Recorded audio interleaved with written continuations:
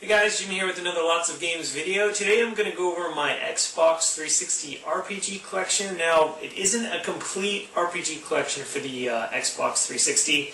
I do have Final Fantasy 13 and Dragon Age Origins for the PlayStation 3, and Fallout New Vegas and Fable 3 I hope to get eventually. And there's a couple others like Magna Carta 2 and Nier, and there's some other ones out there that I will definitely get down the road.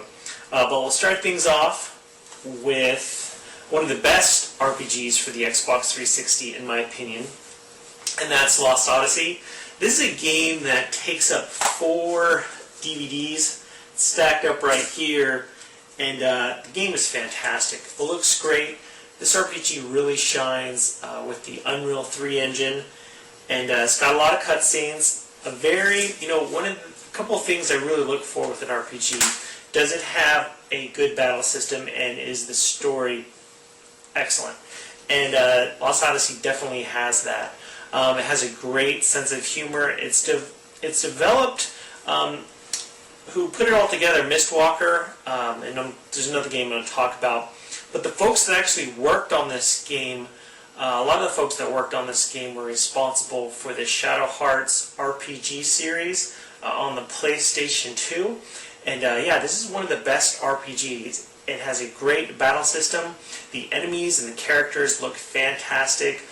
Breathtaking scenes. The music is fantastic. It's phenomenal. If you're a big fan of kind of like the old school, the older Final Fantasy games, you'll definitely want to check this one out. It is an Xbox 360 exclusive. There's no other platform that has it, and it's very, very good. Okay, the next one.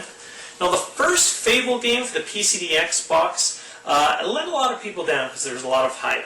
But a lot of people really quickly came to fall in love with Fable II. It is a great-looking RPG. One of the best. Again, this is one of the best RPGs for the Xbox 360. This is another exclusive. I know Fable 3 is going to be coming out for the PC, but Fable 2, it stayed on the Xbox 360, and it is fantastic. You can pick it up for really cheap. A very fun battle system. The voice acting is phenomenal. It's excellent. The story is very, very good. They threw in something that a lot of people were asking for with an RPG like that, and that was co-op. And you can do that either online or off, depending on your situation and what you want to do. And again, like I said, there is a really good story, and there's not only that, but there's additional content that you can download, expansions to further out the amount of hours that you can spend with this one. Okay. The next one is published by Square Enix, and it is developed by Tri-Ace. There's another 1 or 2 other games I'm going to talk about that was developed by Tri-Ace. Tri-Ace is the same company that's responsible for games like Ace Combat 6 and, gosh, what else? Resonance of Fate. That's another one that I want to get. That one's available for the Xbox 360 and PlayStation 3. But back to Star Ocean. This is definitely a big budget title. Square Enix spent a lot of money on this one. This one is also available for the PlayStation 3. A great looking game. This is another game that the best thing for this game in my opinion is the battle system. The battle system is very fun, a very cool, I would say world to explore, but there's different worlds that you get to explore, and some worlds have a lot more to them than others. You'll get to know that once you play this game.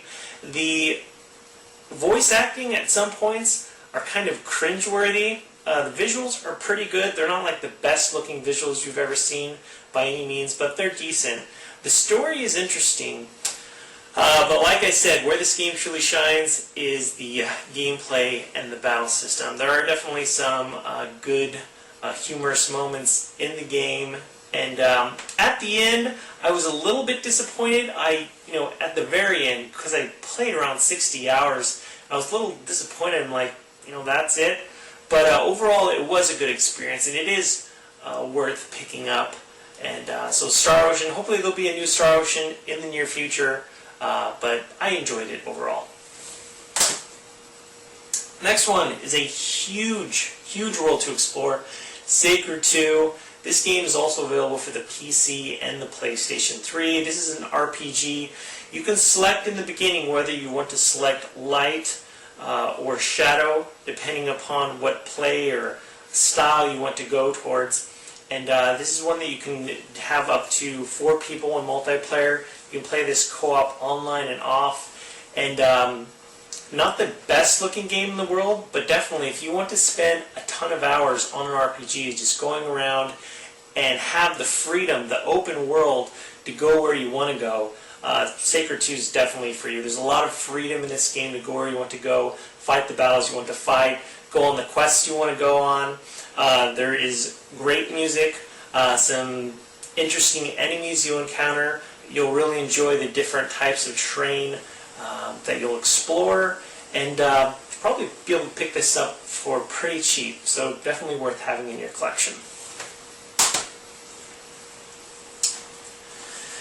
Okay, the last remnant. When this game first came out for the Xbox 360, there were so many technical issues for it, and a lot of those issues will be resolved if you just install the game onto your hard drive. This is another game that is powered by the Unreal 3 engine.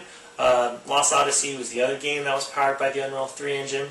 A great looking game, and if you can get this working right, you'll really enjoy it. This is the type of RPG that a lot of reviewers didn't quite get, in my opinion. A lot of the gamers that have played this and played all the way through it, know what I'm talking about, but worth checking out. This one is also available for the PC. Okay, I've got a story about this next one. Two Worlds. A lot of you guys out there are probably closing the window on your browser, but Two Worlds actually has its good moments. Overall, definitely not the best RPG in the world. I've got a quick story for you. So this game, I had a hard time with it because the frame rate was really bad, and I had a hard time getting into it. The visuals aren't the best visuals in the world. It definitely has its good moments, but I went to Topware Interactive to check out Two Worlds 2, and when I went to go check it out, one of the guys there asked me, he said, "Hey, you have Two Worlds?" I'm like, "Yeah, I've got it."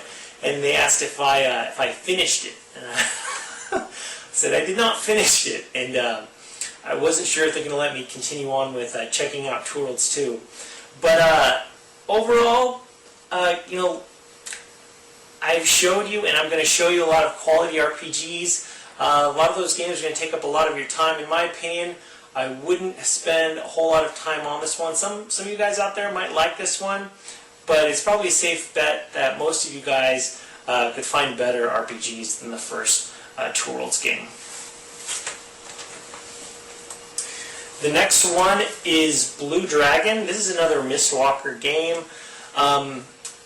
Microsoft knew that, Microsoft, they were not known for having, the Xbox was not known for having JRPGs on the console. There were some good RPGs for the original Xbox. You had Knights of the Old Republic,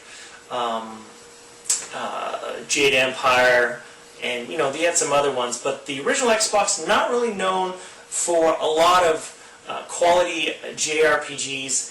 And for the Xbox 360, Microsoft definitely wanted to make sure that that wasn't the case. And they made sure that they hired on Mistwalker to produce a couple of really traditional epic RPGs for their next generation console, and they ended up giving a lot of resources and saying, "Hey, we need this for our next generation console. Can you make it happen?" And so they gave them the resources that were necessary, and Blue Dragon was the first of the two that got released, and it actually sold okay, and it got some decent reviews here and there. Some places got some not so great reviews. I had a lot of time to think about Blue Dragon. Overall, it's a good RPG in my opinion. It definitely has the classic turn-based battle system, a decent story. This is another game where the voice acting is cringeworthy at times, but a very colorful RPG, visually pleasing, some of the best cutscenes you'll ever find. Not a whole lot of downloadable content, but this is one that you're able to spend 30, 40, 50 hours on, and overall it's decent, and in my opinion it's worth picking up. Okay, this one, I believe it's the first JRPG that was released for the Xbox 360. Later on it got released for the PlayStation 3. And that is Enchanted Arms. This is a good RPG in my opinion. It's definitely worth picking up. It looks good. If you're a fan of the Final Fantasy games, definitely check it out. I'm not sure if there's a demo for this one, but I really, really enjoyed this one. I still need to complete it. I got kind of overwhelmed with other games, but this one's really good and a very interesting story in my opinion. And, above average battle system. Okay. Elder Scrolls 4 Oblivion, my first Xbox 360 game, epic RPG. I still need to play through all of Shivering Isles, but I love this one. At the time, I'd never really seen anything like it visually. This, of course, came out before Crisis, and so just a phenomenal, phenomenal RPG. I know a lot of you guys out there are excited for Elder Scrolls 5. Phantasy Star Universe. A lot of you guys out there might think that this is only an online RPG. It has that online aspect, or if you want to spend, I don't know, $12, $15 a month, you can go online. It's kind of like an MMO. But this does have a single-player campaign, and it's definitely worth checking out. I really enjoyed it. I enjoyed playing it. Not the best RPG in the world, but it has some good visuals, good gameplay, a good battle system, and definitely don't overlook this one. If you find it on the cheap, pick it up. Eternal Sonata. This is a game with some of the best visuals you'll find on the Xbox 360. I really enjoyed the look of this one. A really enjoyable battle system. It's kind of interesting when you get into the screen where you're battling the enemies, or when you fight the enemies in this game, depending where they rest, whether they're on a lighted area or a darkened area, depending where they are, they can become a lot more powerful than, depending light or dark. And it's very interesting. Amazing music, interesting storyline. Essentially, the storyline takes place with the classical composer Chopin. He's on his deathbed, and he's got this dream going on in his head before he dies. Basically, the story that takes place in this is like this fantasy world and this story that you get to play. Very interesting, very different, and definitely worth checking out. Okay, this one, I got the collector's edition for it, Mass Effect. At the time, I think this was only available, in the States at least, online to get the collector's edition. I'm so glad I did, because I had so much fun with this RPG. I had a blast with it. A lot of you guys already know I'm a big fan of the Mass Effect games. I can't wait for the third one. I did import my character that I played. That's one of the cool things that I found, and I don't know if they had ever done that before in a series. I think Mass Effect was the first thing that they did. Whereas if you played through the game, you finished the game, you had a save file, and you were able to port that character, or at least the story, the choices you made would carry over to Mass Effect 2. Both phenomenal RPGs. This one definitely stepped it up a notch in terms of gameplay. A lot more exciting. For some reason, there was something in Mass Effect 2 that got forgotten in the second one. I'm trying to put my finger on it. I still can't. There's some things in this game I still enjoyed more than Mass Effect 2, but both of them are awesome. Both of them are amazing. BioWare, they know how to make quality, amazing RPGs. And yeah, what can I say more? So a lot of you guys already know I'm a huge fan of Tales of Vesperia. It's one of the best RPGs I've ever played. Has some of the best visuals you'll ever find, in my opinion, in the current generation games. The art style I really, really like. This game is kind of hard to find if you live outside the United States. It's also available for the PlayStation 3 in Japan, and but hopefully it'll become more available in the near future. An epic story, and the battle system is phenomenal. The battle system kind of reminds me of Star Ocean, but the game, it's like you're playing an anime, and it's very enjoyable. The characters in the game are top-notch. You know, that's one of the huge differences, in my opinion. If you compare this one to Blue Dragon, obviously the battle system is totally different, the art style is totally different, but the quality of voice actors is like night and day. If you compare Blue Dragon and Tales of Vesperia, the voice acting in this one is way better. There is some unbelievable cutscenes in this one, just like Blue Dragon, and it is enjoyable. I spent probably 60 to 70 hours on Tales of Vesperia, and I'm really looking forward to the future Tales games.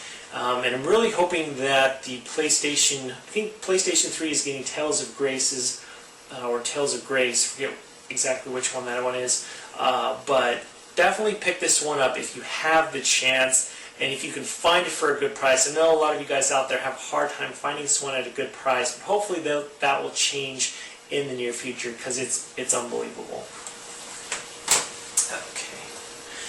Another Xbox 360 exclusive, and that is Infinite Undiscovery. This one had mixed reviews, but a lot of the gamers that I've talked with really enjoyed this one. If you like this type of game, it can be one of the better RPGs that you'll come across for the Xbox 360. It has some great visuals. This is another game that was developed by Trice, the same folks that made Star Ocean 4 and Resonance of Fate. But this one's unbelievable. A very interesting storyline.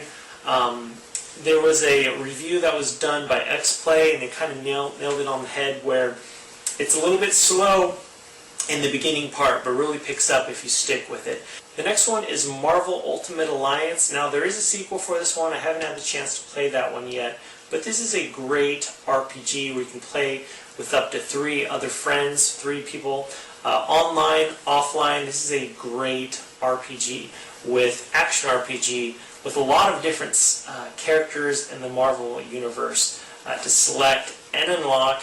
A phenomenal soundtrack, a very fun battle system. Not the best visuals in the world, but where it lacks in visuals, it makes up in other ways with charm and mini games and just a great sense of humor. Definitely surprised me. A lot of the comic book games out there aren't very good. This one is really good and definitely worth checking out.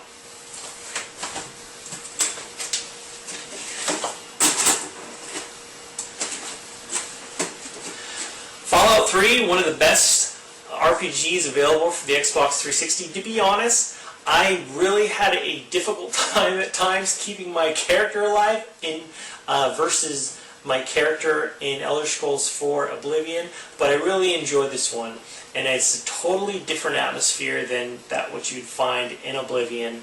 You've got a whole lot of weapons to find and select and to repair. And, you know, like I said, at times I definitely had trouble keeping my character alive with the missiles and grenades and other weapons trying to take me down. But definitely recommend that you check out Fallout 3 if you haven't already. And I'll definitely check out Fallout New Vegas one of these days, because a lot of you guys out there have been recommending that one to me. But well, guys, there's my Xbox 360 RPG collection. If you have any recommendations of games that I have not checked out, RPGs for your Xbox 360, definitely let me know. If you have any questions at all about any of the games that I talked about, please make sure to leave your comment below, and please rate this video. I really appreciate all the support and feedback. And as always, guys, thanks for watching, and I'll talk to you later.